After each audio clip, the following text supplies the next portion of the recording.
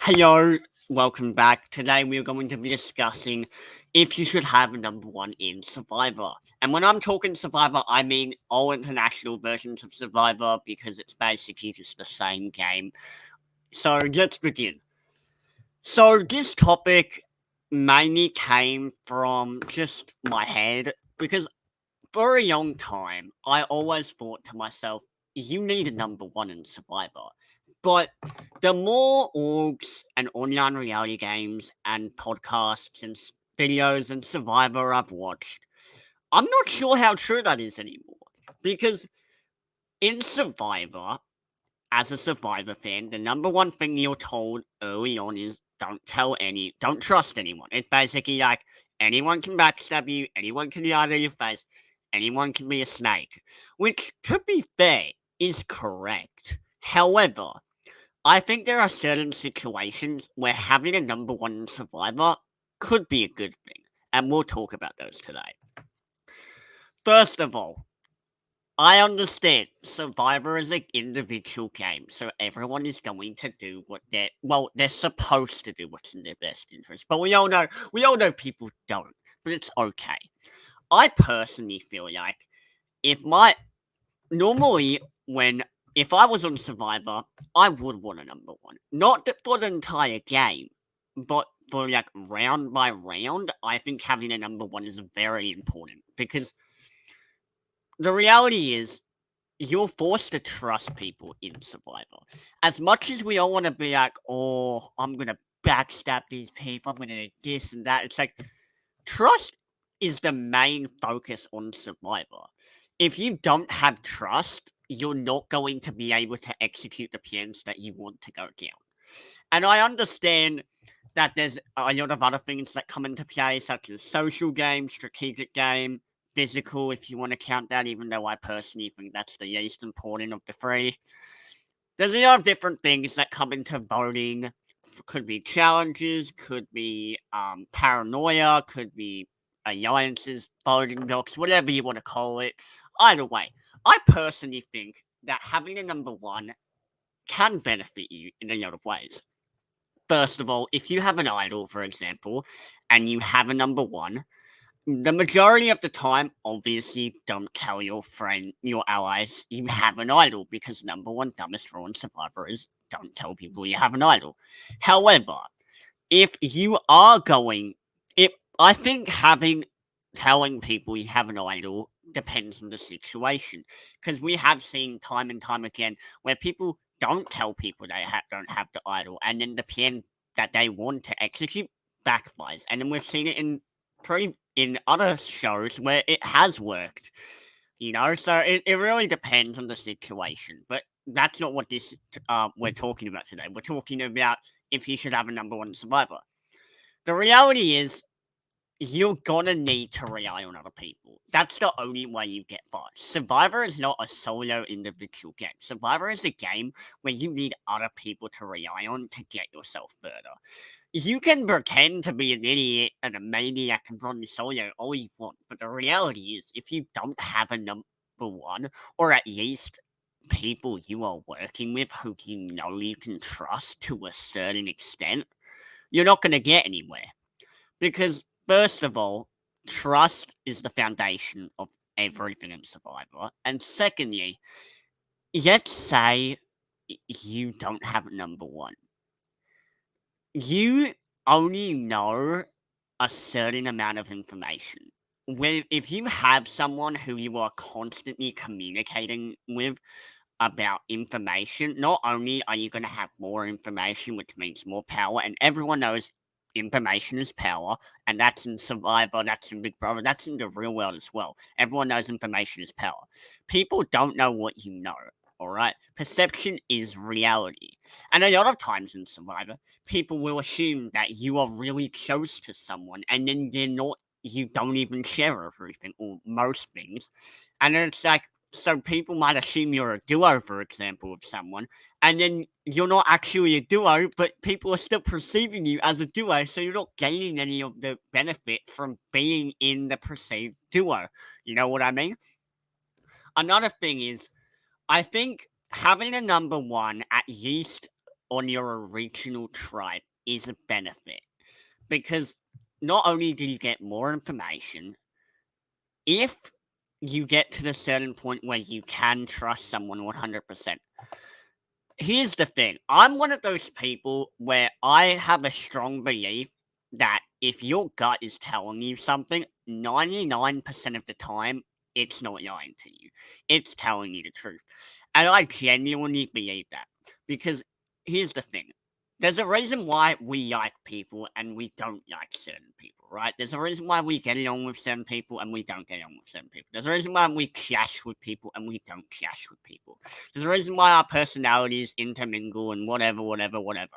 There's a reason why people group up in Survivor and there's lines drawn in the sand and whatever else, okay?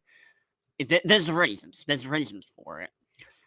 I think Survivor is the type of game where if you can find one person, just one person, who you can be 100% with, to the extent of not telling them you have an idol or any advantage. But to have someone there who's always going to tell you if your name is being thrown out is huge. If someone comes up to you and tells you your name is being thrown out there, you can prevent that, or you can do certain things to prevent that. That is way more powerful than if you don't even know if your name is being thrown out at a tribal council. As for, like, just in general, having a number one is the type of thing that we all need. We all need comfort. We all need people to rely on. And especially in a game like Survivor, where you're starving, where you're hungry. That's the same thing. My apologies. When you're thirsty, where you're like getting no sleep. You're living with a bunch of strangers, or mostly strangers, depending on the season. Probably Blood Best Water, unless you know someone previously going into the season, like pre-game connection. You are going in with pretty much no one, right? You have to rely on other people. This is how the real world works. Everyone knows that if in the real world, if you do not rely on people, you are not going to get out of whatever situation you need. You aren't, and that's just the reality of the situation. Pre-merge, I think having a number one is very important because pre-merge is when you start to build your crew. Pre-merge is basically building your army to the point where you're ready to attack. Because you have to have, you want to have majority at merge. Obviously, a lot of the time, majority alliances do eventually break up, but being in the majority pre-merge is important, especially if it's a merge vote, because merge tends to be where the lines are drawn in the sand. And everyone knows that once you vote a different way than someone, unless you planned it ahead of time, like David did in Australian Survivor, with the whole Matt Rogers to get out Daisy, unless you actively planned ahead of time, you are screwing yourself over. You are actively putting yourself in a position where you're screwed, And I think for me, that's one of the most important aspects. Keeping your options open. Yes, you can have a number one in Survivor. Do they have to stay your number one throughout the whole season? No. But having a number one, or having someone think you're their number one, is way more valuable. In Survivor, it's not about actually trusting people. It's about making other people think that you trust them. That is way more valuable than you actually trusting them. Because let's be honest, we all get paranoid. We all freak out. We all blah, blah, whatever. Like, of course you're going to assume, oh no, they're lying to me, blah, blah, blah. Especially if you're a Survivor fan like me, or a super fan like me, like number one fan like me, you would know if you've played orgs before. Like, no, this is what you need to do, you know?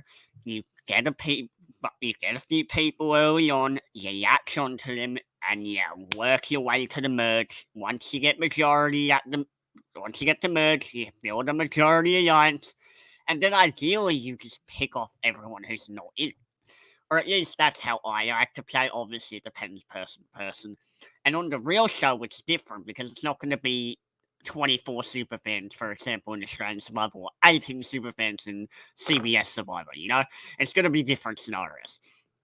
I think having a final, well, not final two, more like having a number one is one of those things where, like, if you are able to find that person, because I know in Survivor it is extremely difficult to find that person, but if you are able to find that person who you can go, that's my guy, that's my girl, or that's my person, that's my whatever, right? That's my best friend in the game, whatever, right?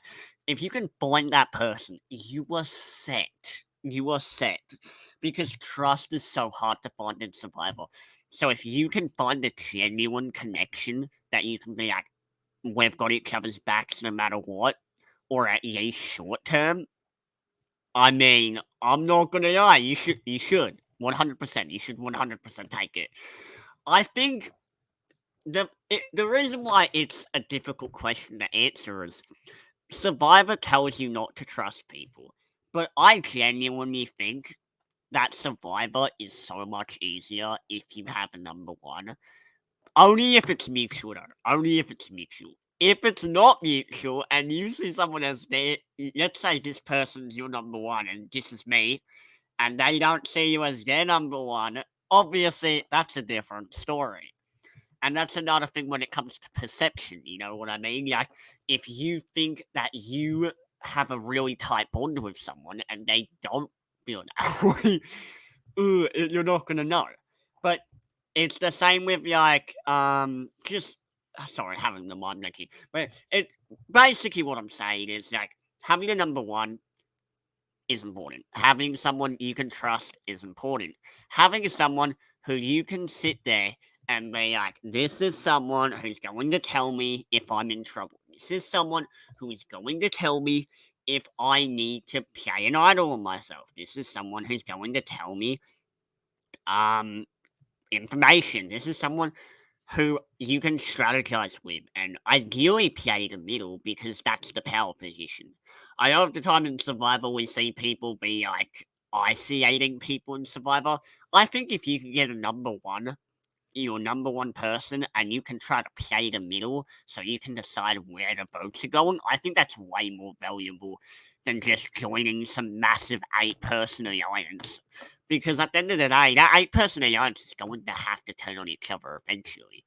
And there's a reason why majority alliances end up turning on each other a lot of the time in Survivor, or Big Brother, or reality TV in general. There's a reason why. The reason why is because there's not enough trust there. There's not enough of a bond there to keep it together, or people get selfish. And another thing is like it's way easier to keep information between 2 people than it is 6 people, or 5 people, or 4 people, however many people. You know what I mean? And another thing is like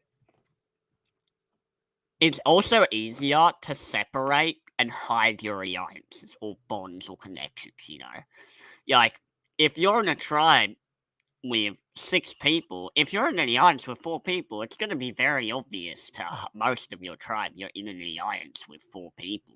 You know what I mean? Like it is like because you guys see each other at camp. You see this person over here. You see this person over here.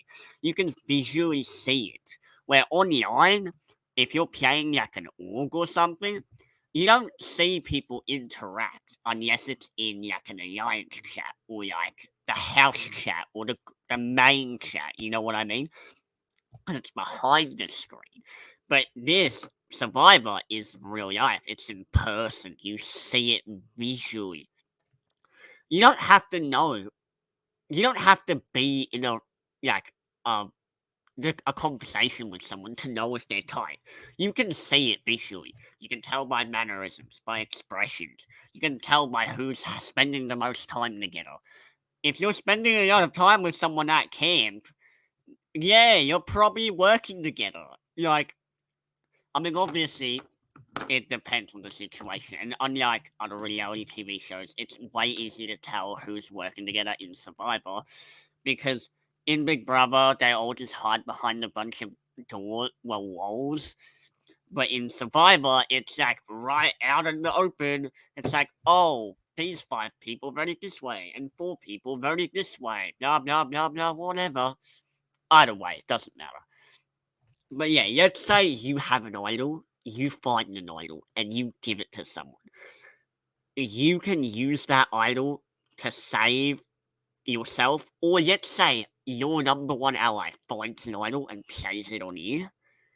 Bro, if someone finds an idol and plays it on you, like, I'm not saying you're like ride or die by any means, but if someone finds an idol and plays it on you, like, that's a hard bond to break up, you know? Like, that's big, that's massive. And it's stuff like this where I think about people who are like, oh no, you shouldn't have a number one survivor. And I think to myself, that's stupid. Of course you should. Should you put all your eggs in one basket? No. However, should you have a number one? Yes.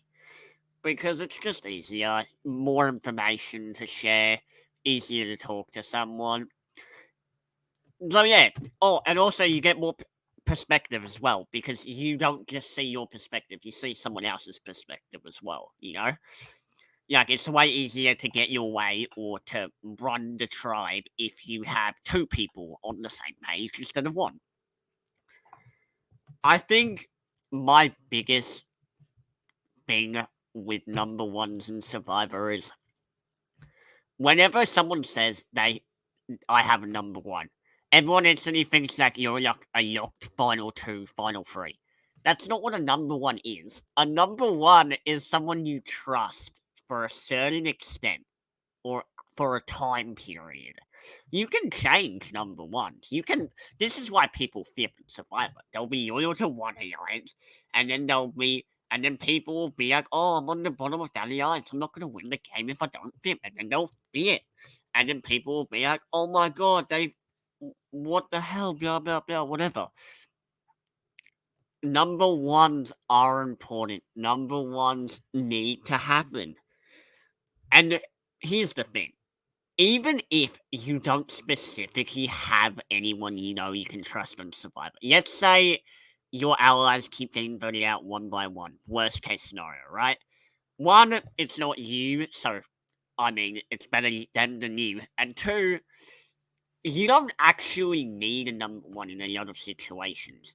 In some situations, you don't need a number one. For example, if you're seen as by yourself, people are more willing to keep you around and are more willing to work with you because they're thinking, oh, Sander has no one. We can pull him in or whatever your name is. You know what I mean? So there's a lot of debate over this simple question, which I know a lot of you, since the reaction is yay or not, no or yes. Like, so for me, that's why I'm here discussing it because I think it's actually a really interesting topic.